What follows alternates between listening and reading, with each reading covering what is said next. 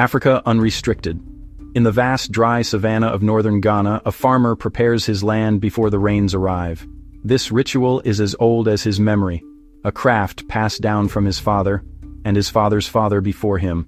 He has done this for most of his life, long enough to know the soil by touch, and the seasons by instinct, the scent of the air, the direction of the wind, the first stirrings of insects.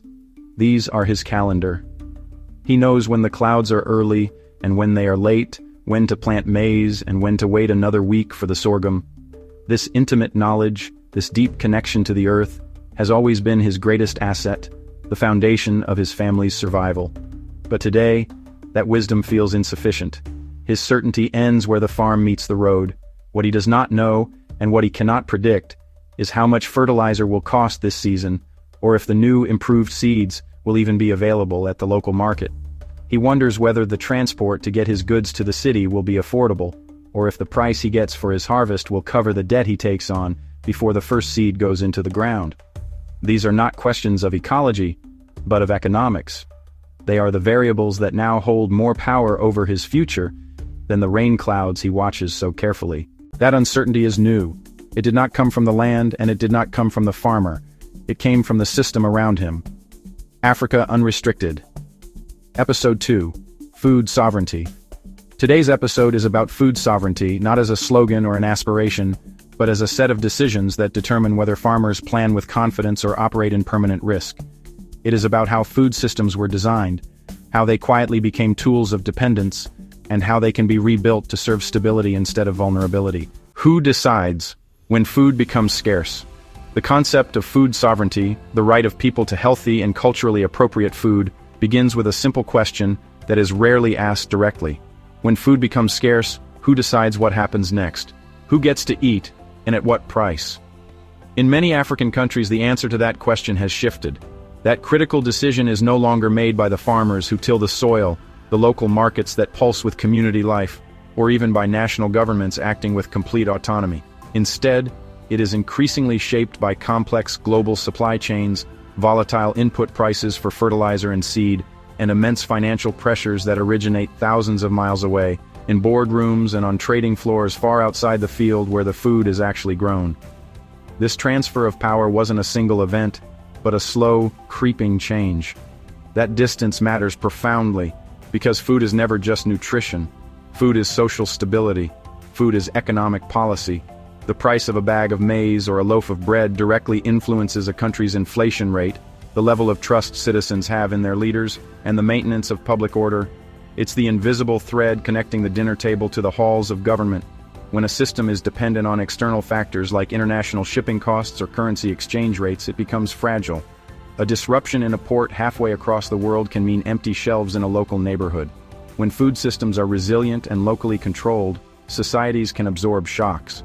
A bad harvest, a sudden spike in fuel costs, the community adapts. But when control is distant and the system is brittle, that same pressure doesn't get absorbed. It spreads, quickly and unpredictably, through the entire social fabric, turning a supply chain problem into a crisis of stability. How African food systems were reshaped. To understand why this farmer in northern Ghana faces so much uncertainty today, we have to look backward to how African food systems were reshaped over time. Before colonial rule, farming across much of the continent was a sophisticated tapestry of diverse and locally adapted practices. This wasn't subsistence farming, it was a resilient system built on deep ecological knowledge. Farmers cultivated a wide array of indigenous crops like sorghum, millet, and yams, often intercropping them to improve soil health and reduce pests. This biodiversity was their insurance policy against drought or disease. If one crop failed, others would survive.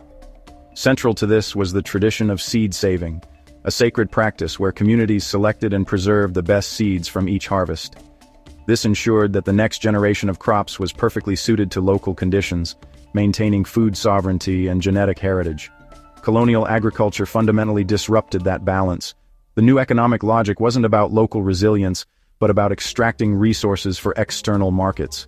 Vast tracts of land were reorganized for monoculture farming, prioritizing a handful of high-value export crops.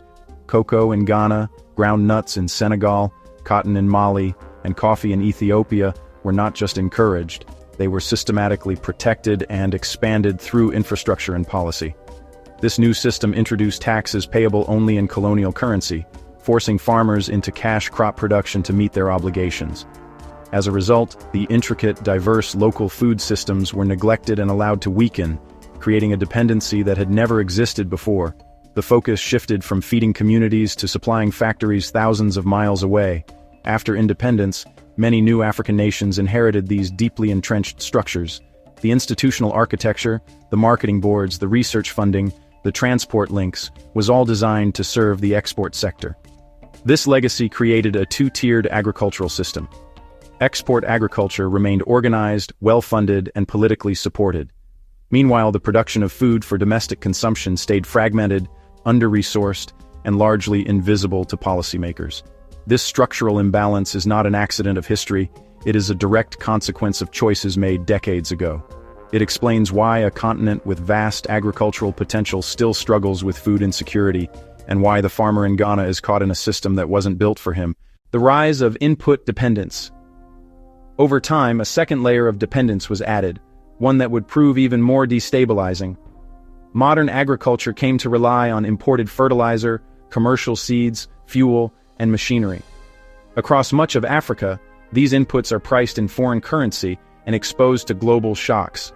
When fertilizer prices rise internationally, farmers in Ghana, Kenya, Zambia, and Nigeria feel the impact immediately, even if nothing has changed locally. The system shifts risk downward. Farmers commit early, borrowing before outcomes are known. If rain fails, prices fall, or transport breaks down, the farmer absorbs the loss while the system remains intact. When risk is designed into farming. For the farmer we began with, this risk is lived reality. He borrows before planting, hoping prices will hold and weather will cooperate. If fertilizer arrives late, yields drop. If markets are flooded at harvest time, prices collapse. If storage is unavailable, food spoils before it can be sold. These are not individual failures, they are design outcomes. Food dependency persists not because farmers are unproductive, but because systems reward exposure instead of resilience. How food dependency becomes political pressure. Food dependency rarely announces itself loudly. It operates through urgency. When shortages appear, governments are encouraged to import immediately, often using borrowed funds. Emergency food becomes debt, and debt becomes leverage. This pattern has repeated across regions, from drought-affected parts of the Sahel to urban food shortages in North Africa.